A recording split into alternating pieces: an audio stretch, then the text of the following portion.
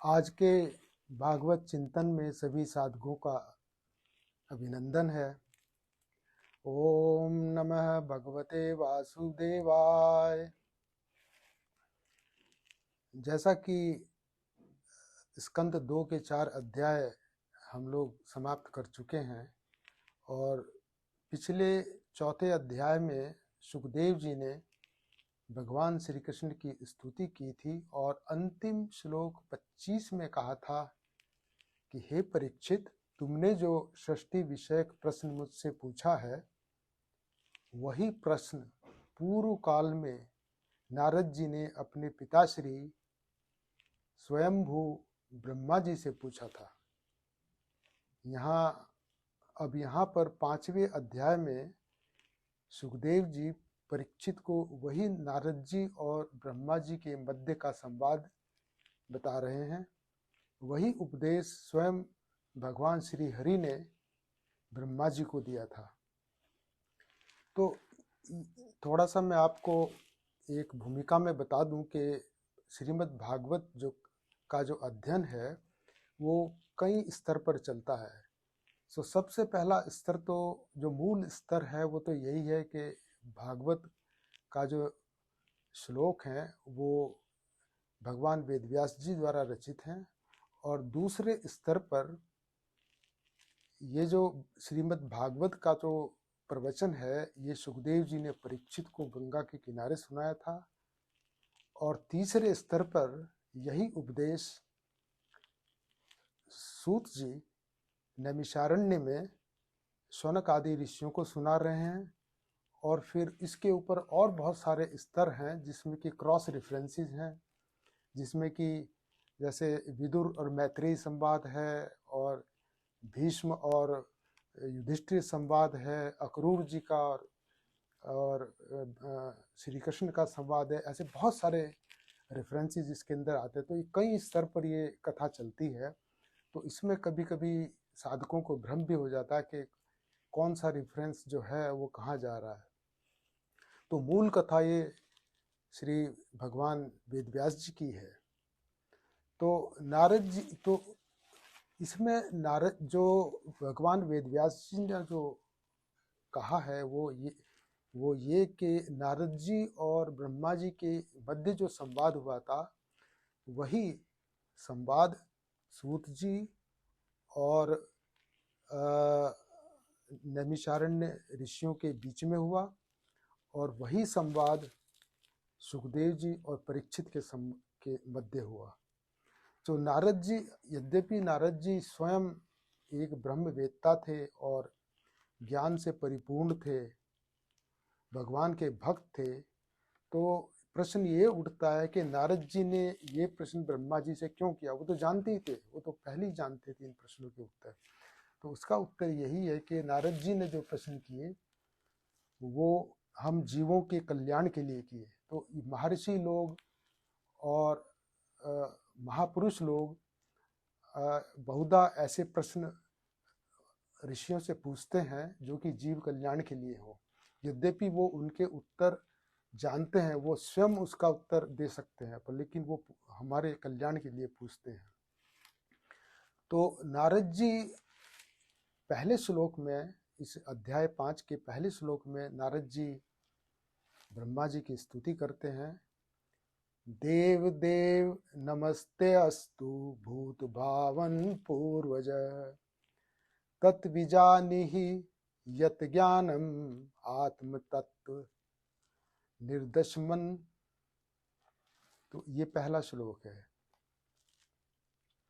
नारद जी पूछते हैं कि हे पिताश्री, आप केवल मेरे ही नहीं सबके जगत पिता हैं, समस्त देवताओं से श्रेष्ठ एवं सृष्टि करता हैं।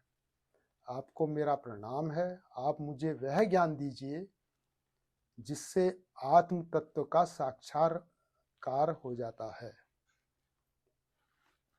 तो यहाँ पे नारद जी शुरुआत ही करते हैं देव देव, समस्त देवों के देवता ब्रह्मा जी को कह रहे हैं नमस्ते अस्तु। तो हम लोग संसार में नमस्ते शब्द बोलते हैं, तो नमस्ते अधूरा शब्द है, इसका जो पूरा जो रूप है नमस्ते अस्तु है। तो नमस्ते अस्तु ये संस्कृत का वर्ड है, अगर इसकी संधि करेंगे तो इसके 3 भाग होंगे, नमः जमा ते जमा अस्तु। तो नमः का अर्थ है नमस्कार, ते का मतलब है तुमको, और अस्तु का मतलब है अर्थात आपको नमस्कार है। तो यहाँ पर नारद जी उस ज्ञान की याचना कर रहे हैं जिससे आत्म तत्व का साक्षात्कार हो जाता है, और वह ज्ञान केवल सृष्टि सृजन का ही है। ये एक प्रारंभिक कक्षा है, जब तक हमें सृष्टि के निर्माण का ज्ञान नहीं होगा तब तक हम आध्यात्मिकता में प्रवेश नहीं कर सकते। तो ये सृष्टि निर्माण का ज्ञान अत्याधिक आवश्यक है। तो जिसके माध्यम से हमें ज्ञात होता है कि ये हमारा शरीर, हमारी इंद्रियां, मन, बुद्धि, ये सब क्या हैं? ये सब अनात्म तत्व हैं, ये आत्मा नहीं है। यद्यपि हम लोग कह सकते हैं कि भाई हम मन से हम संकल्प विकल्प कर रहे हैं, बुद्धि से निर्णय ले रहे हैं, तो ये तो चेतन है, ये तो आत्म तत्व है। नहीं, ये आत्म तत्व नहीं है, ये अनात्म तत्व है। जब आप सृष्टि वर्णन और सृष्टि का ज्ञान प्राप्त करेंगे तो आपको ये ज्ञात होगा कि ये हमारे आत्मा को छोड़कर इस शरीर के अंदर हमारे जितने भी सूक्ष्म और स्थूल अवयव हैं सब अनात्म तत्व हैं, अर्थात माइक पंच महाभूतों से बने हैं और निरंतर क्षर अर्थात परिवर्तनशील हैं। परंतु हम अनात्म तत्वों को ही अपना आत्म स्वरूप मानकर जीते रहते हैं। ये जो हमें चेतन प्रतीत होते हैं कि हमारा शरीर भी इस वक्त चेतन है, हाथ हिल रहा है, मन सोच रहा है, बुद्धि निर्णय ले रही है, इंद्रियां अपने कर्म कर रही हैं, ये आत्मा की शक्ति से कर रही हैं। ये इनकी अपनी शक्ति कुछ नहीं है, क्योंकि मृत्यु के बाद में ये आत्मा के साथ जाती हैं और ये सजीव रहती हैं।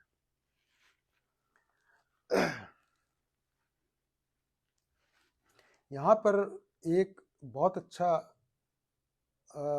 एक मेरे को प्रसंग याद आता है कि अक्रूर जी जब भगवान श्री कृष्ण और बलराम को वृंदावन से मथुरा ले जा रहे थे, कंस ने उन्हें बुलाया था मल्ल युद्ध के लिए, तो अक्रूर जी ने एक यमुना के किनारे श्री कृष्ण और बलराम को रथ में ही उनको बैठने दिया और वो कहने लगे कि मैं स्नान करके आता हूँ। जब वो स्नान करने गए तो उन्होंने जो यमुना में डुबकी लगाई उसमें भगवान श्री कृष्ण और बलराम उनको पानी में भी दिखाई दिए। तो उन्होंने कहा कि अभी तो मैं उनको रथ पे छोड़ के आया था, वो यहाँ कैसे उपस्थित हो सकते हैं। उन्होंने फिर ऊपर उठ कर देखा तो वो रथ में भी उपस्थित थे। तो भगवान श्री कृष्ण ने उनको दर्शन दिए यमुना के अंदर। तो उसके पश्चात अक्रूर जी ने भगवान श्री कृष्ण की बहुत ही सुंदर स्तुति की। उसमें वो कहते हैं कि अनित्य अनात्म दुखेशु विपर्यमति ही अहम। वो कहते हैं कि इस संसार में बद्ध जीव को, यानी कि स्वयं अक्रूर जी को और हम लोगों को भी 3 प्रकार के विपर्य हो गए हैं। और ये विपर्य, इनको अध्यास बोलते हैं संस्कृत में, या इनको भ्रम आप कह सकते हैं कि भ्रम, ये 3 भ्रम हो गए हैं। ये जीव को अनादिकाल से है, ऐसा नहीं कि ये एक दिन हुए हैं, ये अनादिकाल से, अनंत काल से, जब से भगवान, जब से हम, तब से ये विपर्य है। एक विपर्य है कि हमको अनित्य में नित्य का बोध हो रहा है। ये संसार अनित्य है, यद्यपि सत्य है परंतु अनित्य है, क्योंकि इसका विनाश होता है, पर लेकिन हम इसको नित्य मानते हैं। एक विपर्य हमारी बुद्धि में ये हो गया है। दूसरा विपर्य है अनात्म को हम आत्म मानते हैं, यानी कि ये शरीर, इसके सभी सगे संबंधी, उनको हम आत्म स्वरूप मानते हैं। और तीसरा विपर्य यह है कि हम संसारी दुख और सुख में सुख मानते हैं, जबकि उसमें सुख नहीं है। सुख केवल अलौकिक दिव्य आकाश में है। तो ये तीन विपर्य जो है, तीन भ्रम, तीन अध्यास, ये जीव को अनादिकाल से है और इनकी निवृत्ति केवल तभी हो सकती है जब सृष्टि विषयक ज्ञान प्राप्त कर ले। तो ये सृष्टि विषयक ज्ञान इसलिए बहुत इम्पोर्टेंट है कि जिससे हमारे ये तीन विपर्य चले जाएं और हम आध्यात्मिकता की पहली कक्षा में प्रवेश कर जाएं। अब 5वें स्कंद के दूसरा श्लोक, नारद जी कहते हैं, यत रूपम अधिष्ठानम यतः सृष्टम इदं प्रभो, यत संस्थम यत परम यत च तत् तत्त्वं वद तत्वतः। नारद जी कहते हैं, हे पिताश्री, इस संसार का क्या लक्षण है, इस संसार का क्या आधार है, इस सृष्टि का निर्माण किसने किया है, इसका प्रलय किसमें होगा, यह किसके अधीन है और वास्तव में यह सृष्टि क्या वस्तु है, आप इसका तत्व मुझे समझाइए। बहुत ही सुंदर प्रश्न है। तो इस प्रकार की जिज्ञासा प्रत्येक साधक को होनी चाहिए कि सृष्टि क्या है, ये कहाँ से आई है, कौन इसका नियंता है, क्या इसका आधार है। कि ऐसी सृष्टि विषयक जिज्ञासा यदि हमारे मन में नहीं है तो हमें ये समझना होगा कि हम आध्यात्मिक मार्ग पर भी नहीं हैं। ऐसी जिज्ञासा होनी चाहिए। मैं जब भी अपने गुरुजी से मिलने जाता हूँ तो उसमें वहाँ पे बहुत सारे लोगों की भीड़ होती है। तो 99.99% लोग तो उनका प्रवचन सुन के चुपचाप चले आते हैं, पर लेकिन बहुत ही बिरले लोग होते हैं जो कि उनसे प्रश्न करते हैं, क्योंकि उनके मन में जिज्ञासा है।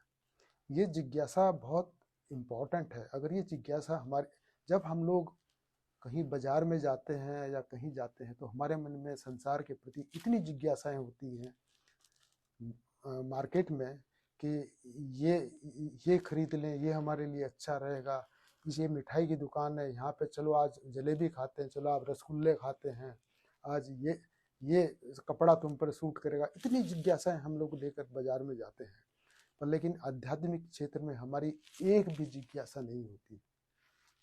यही कारण है कि हम लोगों का पतन होता चला जा रहा है और हम आध्यात्मिकता में प्रवेश ही नहीं कर पा रहे।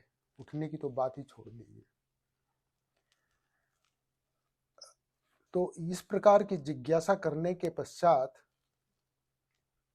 अब तीसरा श्लोक में नारद जी कहते हैं,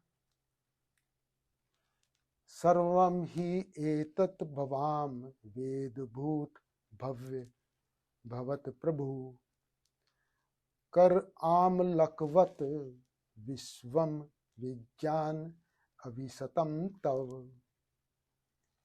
नारद जी कहते हैं कि हे पिताश्री, आप तो यह सब कुछ जानते हैं, अर्थात यह ज्ञान आपको पूर्ण रूप से है, क्योंकि जो कुछ हुआ है, जो हो रहा है या जो भविष्य में होगा, उसके स्वामी आप ही हैं। यह सारा संसार हथेली पर रखे हुए आंवले के समान आपकी ज्ञान दृष्टि के अंतर्गत ही है।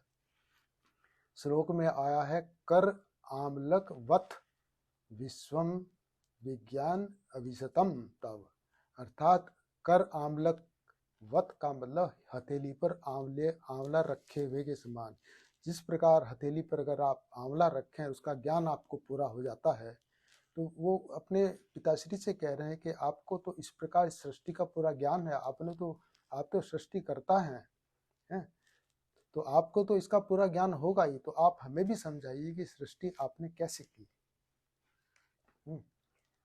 तो इस प्रकार नारद जी की यह जिज्ञासा कि सृष्टि की रचना कैसे हुई, ये बहुत ही सार्थक है, बहुत ही ये महत्वपूर्ण है। अब 5वें अध्याय का 4था श्लोक इस प्रकार है। यत विज्ञानः यत आधारः यत परः त्वं यत आत्मक एकः सृजसि भूतानि भूतैः एव आत्म मायया।